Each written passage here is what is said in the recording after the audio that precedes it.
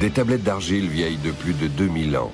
11 tablettes d'argile racontent l'histoire d'un roi légendaire. Dans le plus ancien récit de l'humanité, il tient le rôle principal, celui du souverain du royaume d'Uruk. Sa brutalité, sa tyrannie et sa soif de plaisir sont sans limite. C'est un despote impitoyable qui se veut l'égal des dieux. Mais au terme d'un voyage initiatique, il s'amendera et conduira son royaume à la prospérité. Il fera ériger des chefs-d'œuvre de l'architecture et son nom passera à la postérité. Qu'elle soit fictive ou réelle, l'épopée de Gilgamesh n'en constitue pas moins un document unique sur la première civilisation de Mésopotamie. La résidence du roi se trouve en Mésopotamie, dans le sud de l'actuel Irak.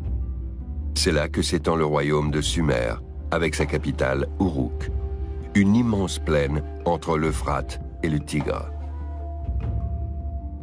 En général, ces deux fleuves assurent des récoltes abondantes à la population. La région d'Uruk n'est plus qu'un immense désert. La situation était tout autre il y a 5 millénaires, du temps de Gilgamesh. Le géophysicien allemand Jörg Fassbinder a réalisé un magnétogramme de l'ensemble du site pour obtenir une représentation de son sous-sol. Les segments mesurés confirment les indications des documents anciens. Comme le montre le magnétogramme, un réseau de cours d'eau quadrillait effectivement Uruk. La métropole commerciale était parcourue de larges voies navigables et de petits canaux destinés à irriguer des jardins. Il y avait peut-être même un trafic fluvial à Uruk. D'autres sondages géologiques ont confirmé cette analyse et ont permis en outre d'expliquer la présence de ces étranges monticules.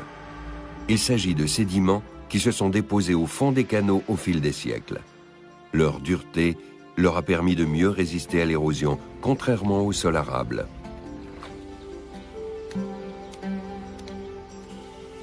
Avec ces découvertes, c'est la première fois que les chercheurs observent une concordance entre les données recueillies sur le terrain et les textes de l'épopée.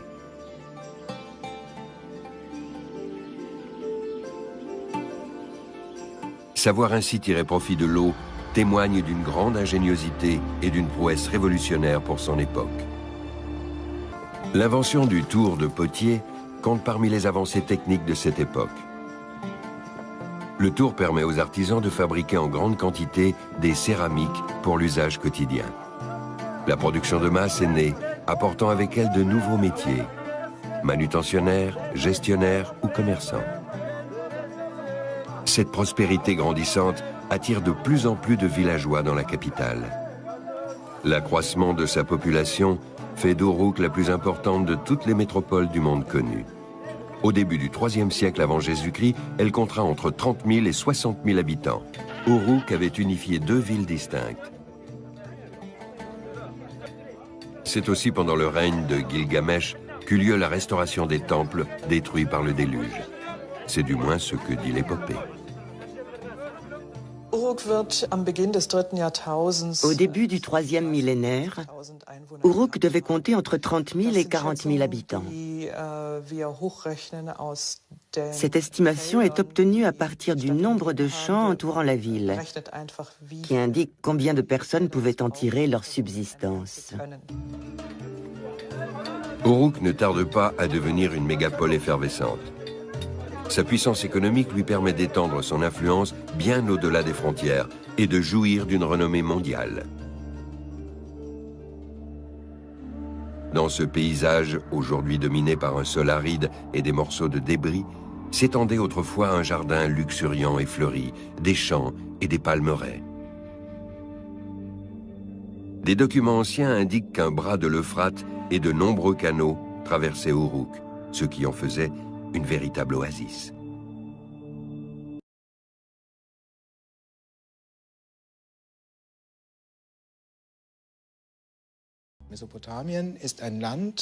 La Mésopotamie est un pays où il n'y a pas vraiment de bois de construction. Un prince qui souhaite bâtir de grands édifices avec de vastes salles doit se procurer le bois et les poutres à l'extérieur de la Mésopotamie. Pauvre en matière, le royaume de Sumer doit aussi faire venir des minerais de lointaines contrées. Argent, cuivre, lapis-lazuli et or. Ce sont ces nombreuses importations qui assureront la splendeur et le faste de sa capitale.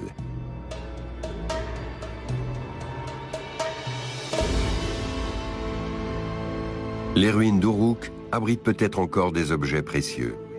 Une aubaine pour les pillards. Toutefois, les images du réalisateur irakien ne montrent aucune trace de saccage, preuve que le site est correctement surveillé. En revanche, l'archéologue découvre les signes d'une érosion croissante. Elle a d'ailleurs du mal à distinguer les différents complexes dans ce vaste ensemble. Avec une superficie de 5,5 km², soit près de 3 fois Monaco, le site d'Uruk est un immense défi pour les archéologues.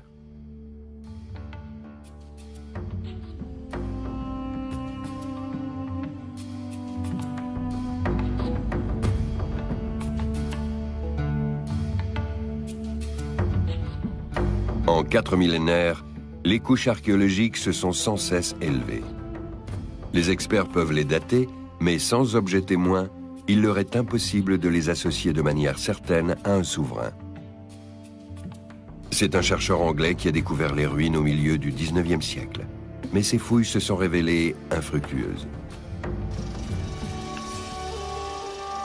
En 1912, l'empereur allemand Guillaume II autorise ses archéologues à explorer le site. Mais les guerres viennent sans cesse entraver les travaux et 1/100 du terrain seulement a pu être sondé. Ces images de la campagne archéologique de 1963 laissent entrevoir toute l'ingéniosité des architectes des palais et temples sumériens.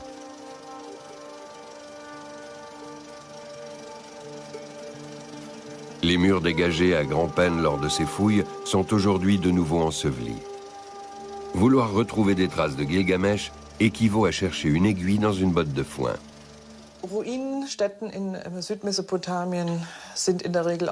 En général, les ruines du sud de la Mésopotamie sont composées d'un seul matériau, des briques en pisé.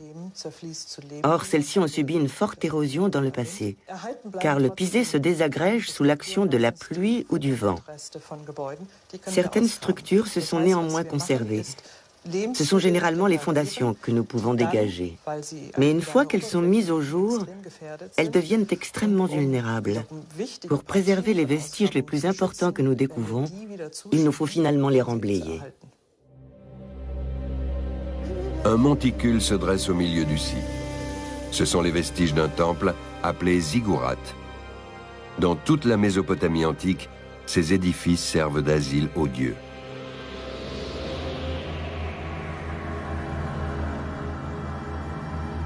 Le panthéon des Sumériens est un ensemble de divinités masculines et féminines.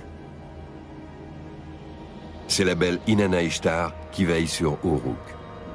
Déesse de l'amour, de la fécondité, de la guerre et de la mort, Gilgamesh lui dédia le temple le plus élevé de la ville, comme le relate l'épopée.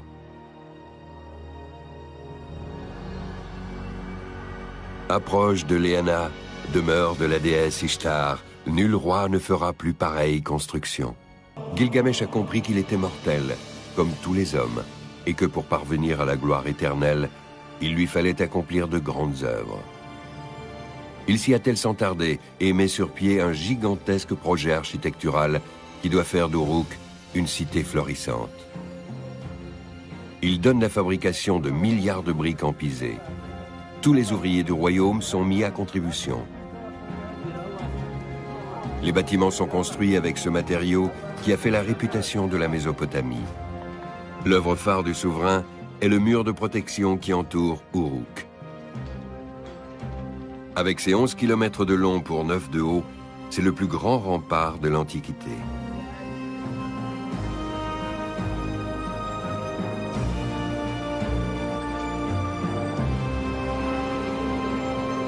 « 5000 ans après la construction de la gigantesque muraille, on distingue encore ses fondations érodées. Jusqu'ici, les archéologues n'ont pas pu identifier son architecte.